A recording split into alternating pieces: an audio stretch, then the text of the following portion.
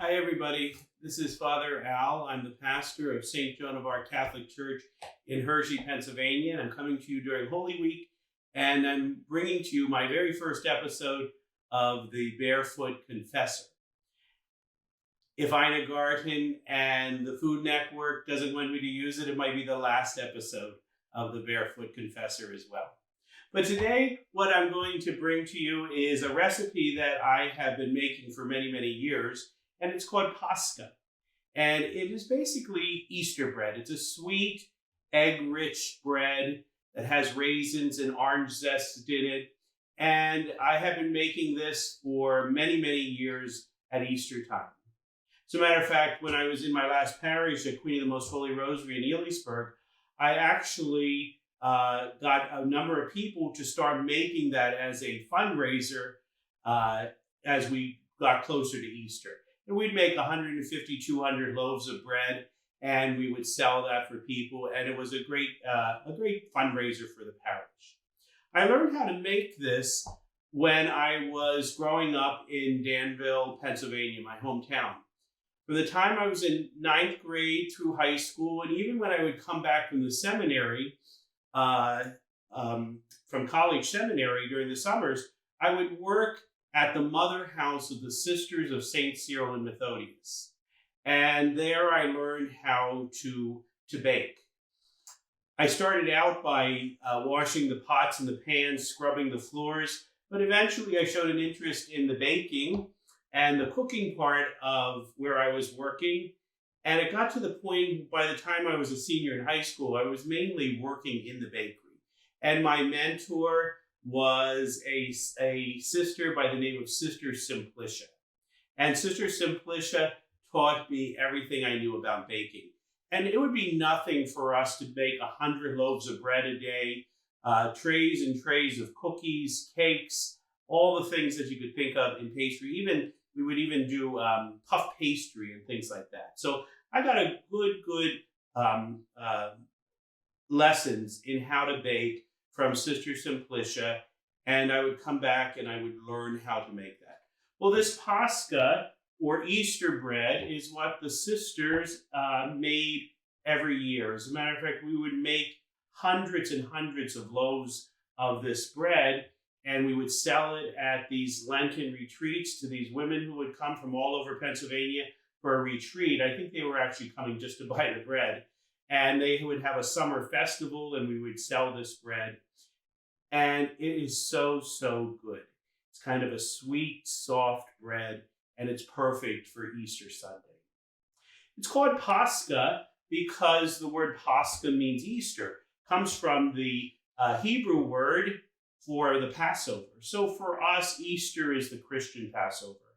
And so we come and we celebrate on Easter Sunday that the Lenten season is over, and that we celebrate with great joy, with wonderful food.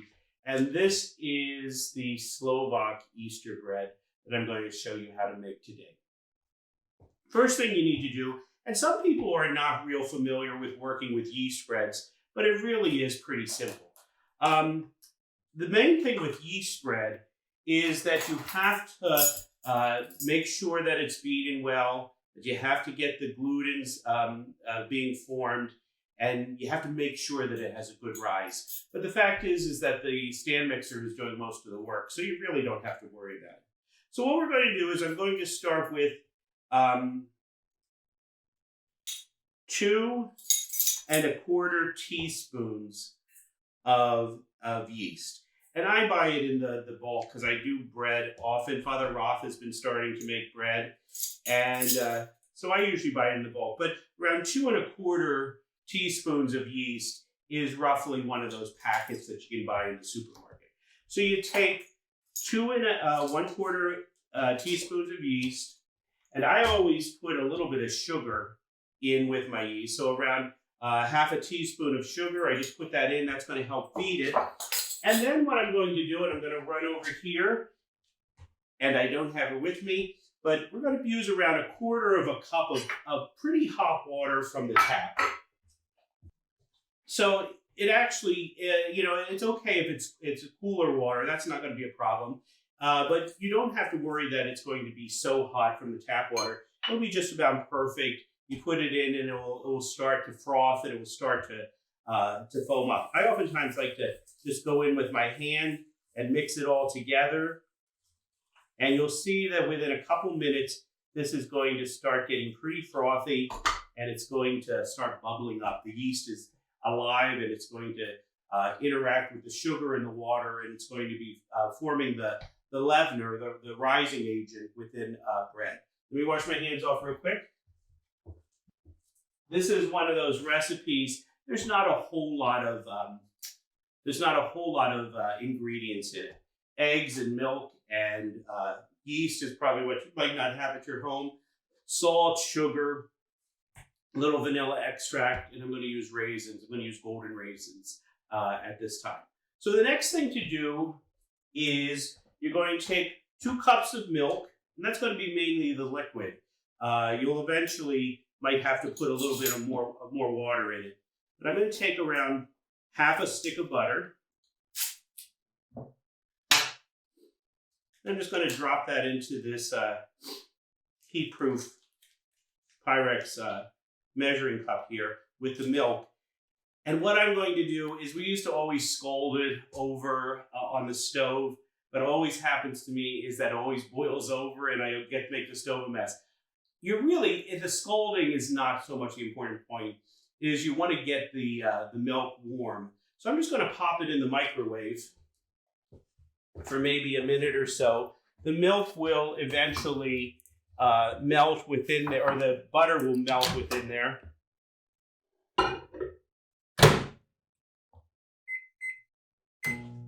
So I just have it in there for a minute. It will get warm, because you don't want to put cold liquids or anything really too cold in when you're using yeast, because it just sort of takes a much longer time for it to rise. The other thing you don't want to do is you don't want to put it in, have too much heat. If it's too hot, it can kill the yeast. Okay, so while that is getting warm in the microwave, the only thing else I'm going to do is I'm going to take the raisins, and I have some nice golden raisins today, and I'm just going to put some water on them. Once again, some warm tap water, and that will reconstitute them. They're going to puff up, and they'll be real nice through the dough.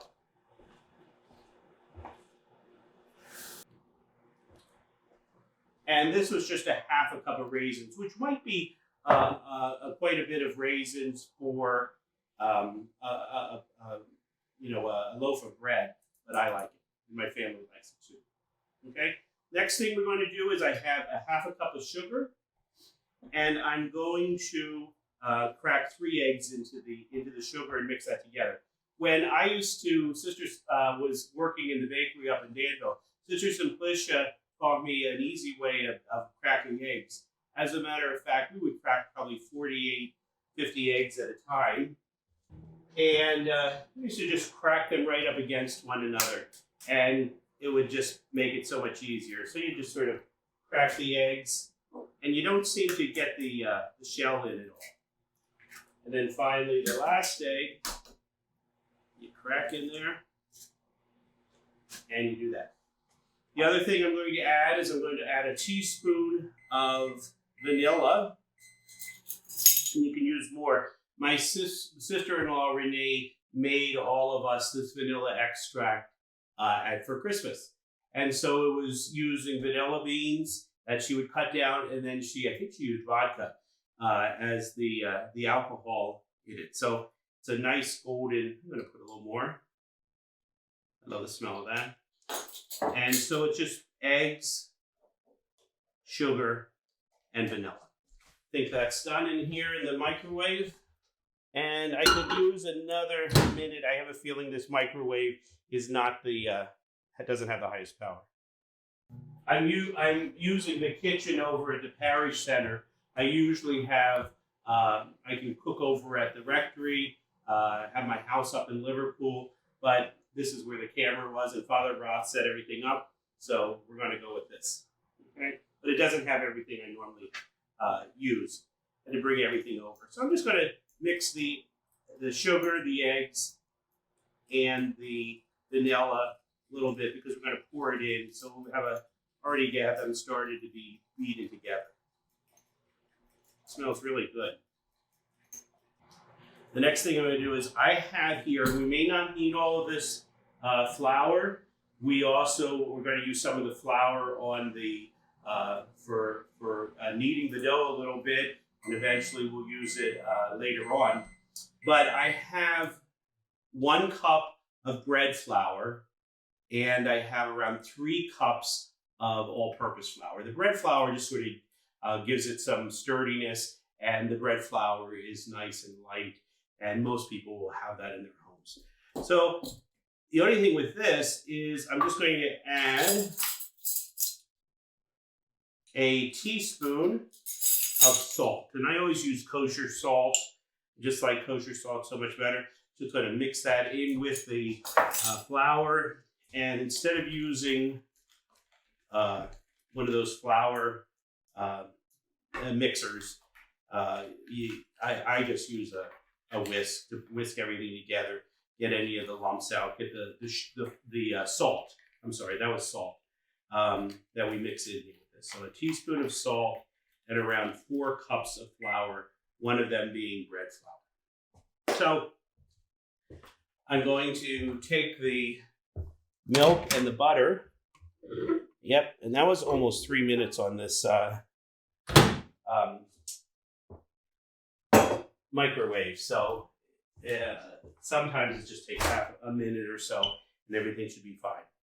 So the raisins are soaking, the eggs, the sugar, and the vanilla are mixed together, the salt and the flour together, the milk, and the half a stick of butter. Okay, so you can see that it's going to be a pretty rich dough, a very rich bread.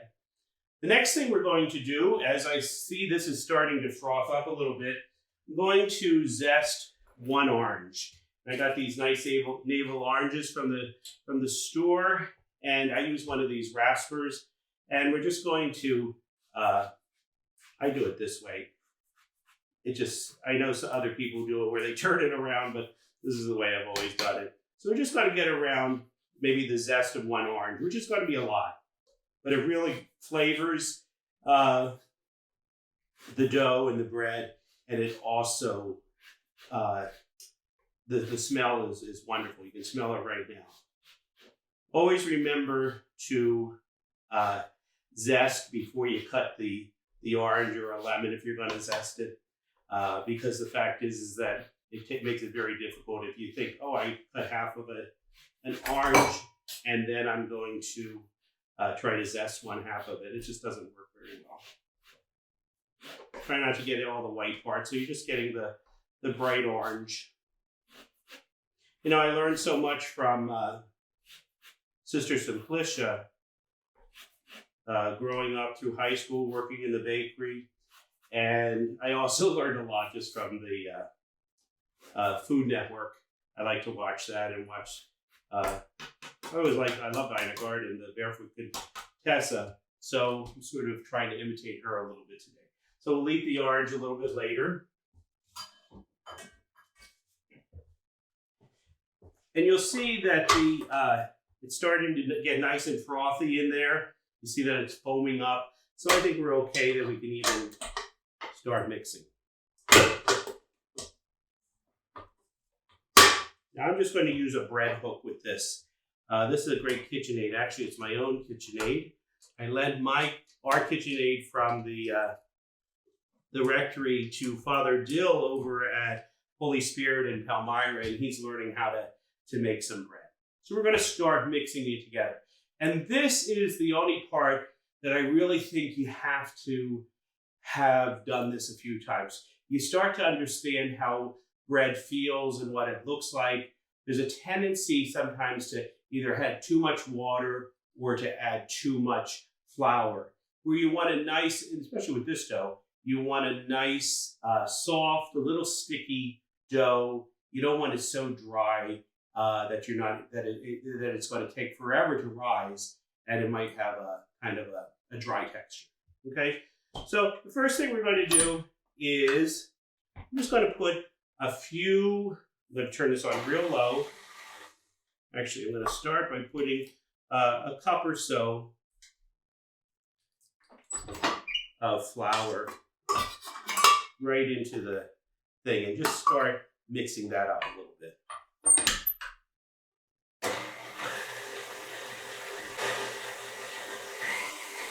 I'm going to pour the milk and the eggs, probably around half of it.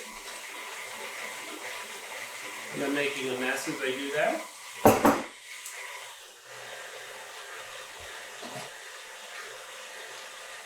You can even put, I'm going to say that's going to be more than I have it here, so I'm going to use it. That's almost a tablespoon of orange zest, but it will make it really, really fragrant, and you'll really be able to taste that. And there's little flecks of the orange zest through it, which makes it pretty good.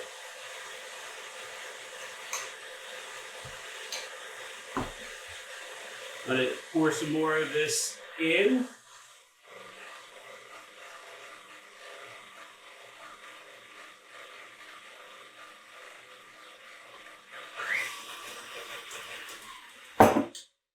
One of the things I love I love spatulas. And I love one of these bread spatulas. Got those at one of the restaurant stores. And they were like 89 cents a piece, but they really are worth it. The plastic ones. I also have one of the dough scrapers up in my house that I use a lot, and that's very helpful too.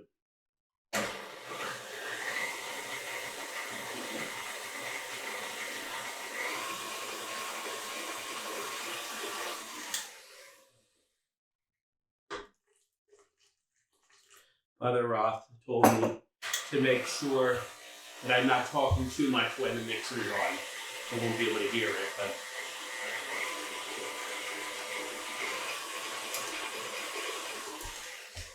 okay, I'm going to put the eggs and the sugar in now.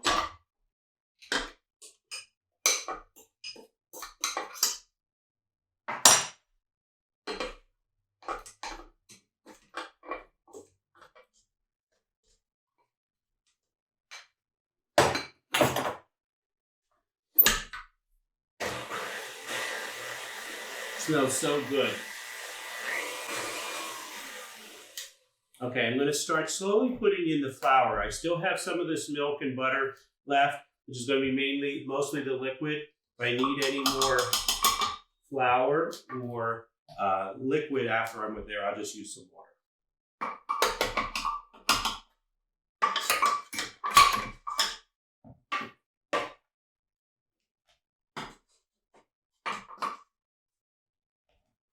I guess I could just use one of these. Put this in.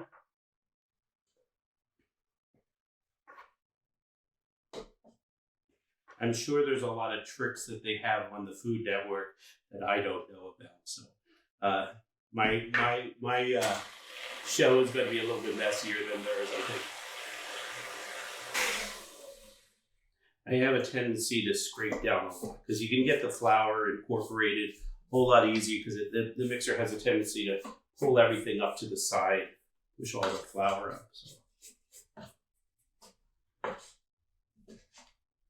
Smells really good. I'm going to put more of the flour in. So it's, right now it looks like kind of a thick cake dough. I might actually need some more flour.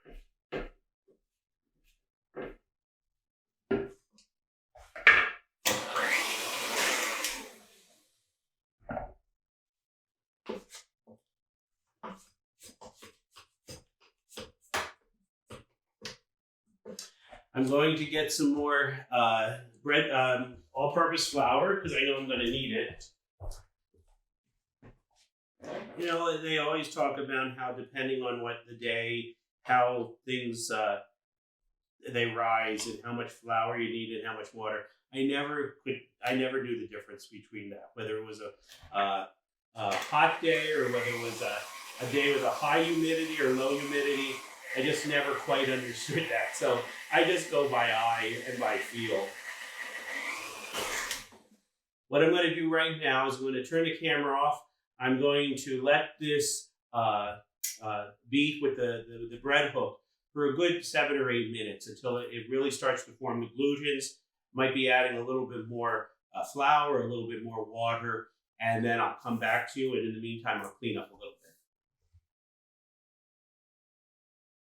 bit. I let the mixer knead the dough for probably a good 7-8 minutes, and eventually bringing it up to high. Now, I need to let you know that I probably added as much as 1.5 cups more sugar. I think I made a little bit of a mistake. I was taking this recipe down from the 48 cups of flour that we would use, and the 12 cups of milk and all those things like that. And I had a little too much liquid, so I had to add a little bit more flour. It was probably more around a cup of milk and 1/2 stick of butter. And I had 2 cups of milk, but I'm going to use that for the top of the bread before we put it into the oven. So it's going to be fine. Right now, you can see it's more or less has cleared away from the side of the bowl. And what I'm going to do is I'm just going to turn this on real slow. And I'm going to drain the raisins. So these are a little bit wet, which is fine because it'll just add a little bit more moisture to the thing. So I'm just going to slowly add those in. And once again, I used golden raisin because that's what I had, but you can use the regular raisins. That's what I usually use. Just happen to have it. So this is going to mix up a little bit. You don't want them to get so broken up, but it does help. It's hard to mix the raisins in by hand. But I am going to knead some of this for a little bit by hand. You just want to sort of, at the end, you want to get the texture down pretty well. Okay, so they're more or less mixed in. I'm going to take my trusty little spatula, take this down. You're going to see what this is going to be like. So you can see this, a nice, rich, yellow, really rich dough, kind of sticky, soft. Sort of scrape all this off the dough hook.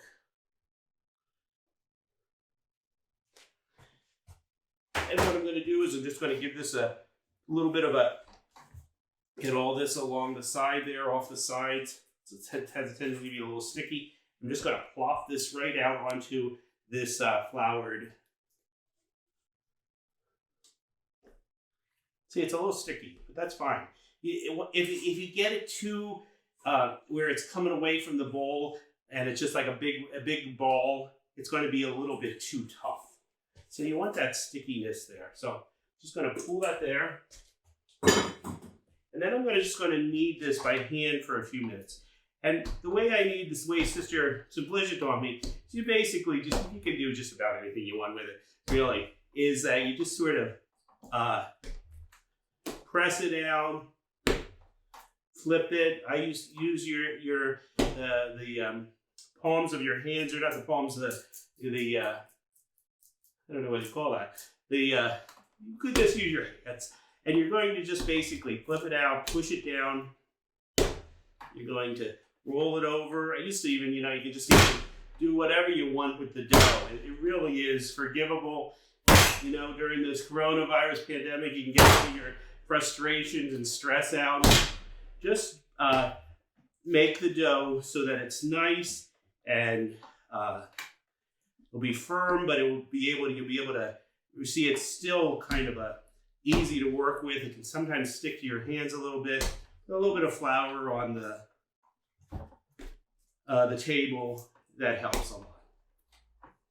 So I'm just going to do it that way. I don't think there's really too many wrong ways to knead dough. I guess if you're just stretching it too much, it's fine. But you'll see that it formed into a nice little ball. Isn't that pretty? It smells so good. And next thing we're going to do is take a pan or a bowl. I just happen to have a bowl here in the parish center. And I'm going to get a little bit of vegetable spray, cooking spray. This is canola oil spray. And I always spray the pan. And I spray it pretty well. And then I take it off the thing, usually flip it over, make sure that it gets a little bit of no big deal, you can even just a little bit more there. And then you just put it in the bowl. You see how nice that looks? And then I always love these towels. Get these, I think I got these at IKEA, as a matter of fact. And these are the old flour towels. And you can just use that. Cover it up. You don't need to use saran wrap or anything like that. Just cover that up. We're going to let this rise for an hour to an hour and a half. And at a certain point, if I see it rising, I'm going to punch it down a little bit. You mean you just sort of punch the air out and let it rise until it's around double in size. So that's going to take a while. So I'll be back in a little bit and I'll show you how to form the dough then. Thanks.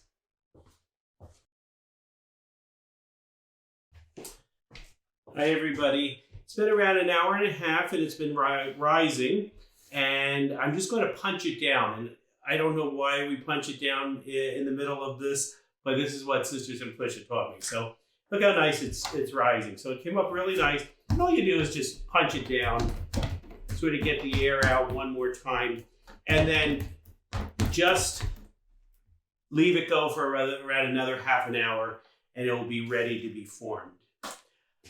And the forming is a little bit different because we're going to be doing it in a braid. I think traditionally they used to have like a braided cross on it, but the way I was taught was to make it into a braid and then to turn it into roll it around itself and put it in the pan. So we're going to do it that way. Since I left you last, I did a couple things. I ate that orange that I had zested grated the zest off of. And I ran out to the store because I've been having trouble with this oven. So I ran out and got an oven thermometer. And I want to make sure that is going to be up to temperature. It's really just a 350 degree oven, and you're going to have the bread in for around a half an hour. The other thing that I forgot to show you, and is something that I love, is I found this years ago in a yard sale one day. And this is one of those really, really good cast iron lamb molds. And there's usually three things that I make at Easter for my family. I usually will make the Paska. I will make a lamb cake and then decorate it. And I also make the horseradish and red beets that we put on ham and on top of hard-boiled eggs. So that's kind of a Polish tradition. But maybe if I get a chance, and if this video comes out, maybe the second episode will be showing you how to make and decorate a lamb cake for Easter. These are beautiful. You can buy the aluminum ones, but they're not nearly as good as these old cast iron ones. I bought this and it was so rusted, and it took me a whole day to clean this and to season it in the oven, but it was worth it because it comes out really nicely. So we'll just leave the bread rise a little bit. My phone's ringing, but I will see you soon. Okay, we're back. It was just around not even a half an hour, and you can see that it's already risen back up. So what we're going to do is we're going to form the Easter bread, the Paska, into a braid, and then we're going to place it in the pan. The first thing we need to do, though, is you want to make sure that it gets out. So I always spray the pan well, and I know some people use the old butter and flour trick, but I just use the spray. I think it's so much easier. So what you're going to do is you're going to take this out. You'll see how nice and soft it is, and it really came out nicely. So you're going to more or less make it into the shape sort of like of a rectangle. And then if you can use a knife, I normally use a bread scraper, but I also have a pizza wheel right here. So what we're going to do is you're going to cut it into 3 even pieces coming up to the top here. So you see how there's three fairly even pieces. You're going to separate those. I have a little flour on the board. And all you're going to do is sort of squeeze some of the air out of the dough. You're going to make it into sort of like, looks a little bit like the letter M for the Blessed Mother, for Mary, okay? So you're going to roll this into, get all the air out. There are golden raisins in here. Normally you'd be able to see the dark raisins this way. But what you're going to do is just do a simple braid. And you sort of want to make sure that it's kind of even all the way down. So you're just going to switch this over to the top. Then you're going to come over, come back over, come back over, and just make a nice braid. And then when you get to the bottom, you're going to pull all of this together and you're going to sort of squeeze the dough, because if you don't do that, it has a tendency to pop up in the oven.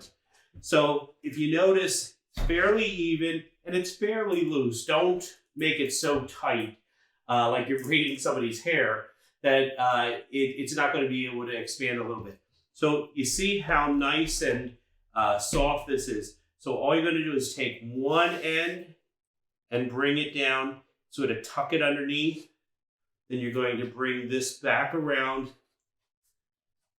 and you're going to form it into a braided top. I'm just going to plop it right back down into the pan, which this is, I think, a 9x9 pan. Sometimes you can use one we used to always just use the aluminum pans that you could use over and over again, but they were a little bit higher than this and maybe an 8x8, but it doesn't matter. It's going to rise up nicely, and we're going to see how this is going to rise. The trick with this, though, it really is important to let this rise until it's double in size. You're going to have a tendency to think, oh, that looks so pretty, I want to get it in the oven right away. And sometimes if you don't let it rise so that it's coming above the pan a little bit, what's going to happen is you're going to have a little kind of a squat, little dense loaf. And so the second rise is really, really important.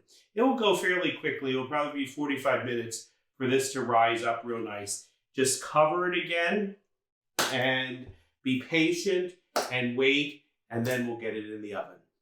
Okay.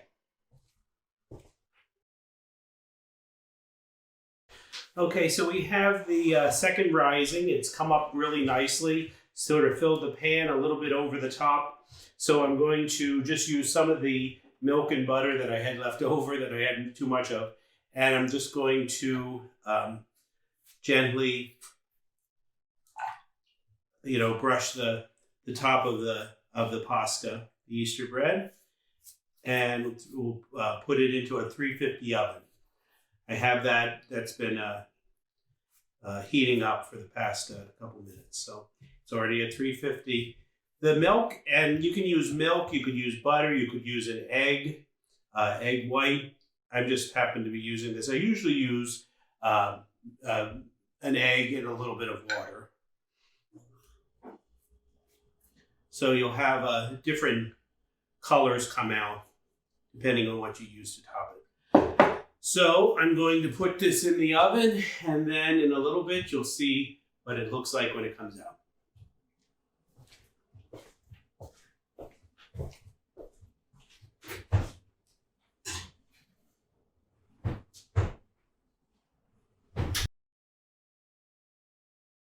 I'm just about ready to take the loaf out.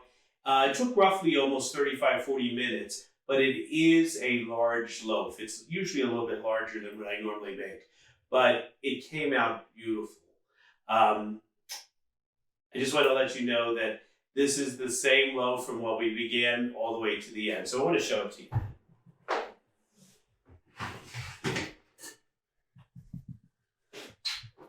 So there we see the loaf, finished loaf, nice golden brown. You can see it's nice and firm. What I'm going to do is I'm going to let this sit in the pan for around 10 minutes. I'm going to take it out and put it on a rack and let it cool. even though it's great when it's a little warm, you really have to let it cool, and then you can slice it and eat it up. You can either just put butter on it, you can toast it. Some people like to make French toast, but this can certainly be the center of your Easter table. So I hope you enjoyed me bringing you the first episode of Barefoot Confessor. It may be the last one too, but I want to wish you all a very happy Easter. God bless.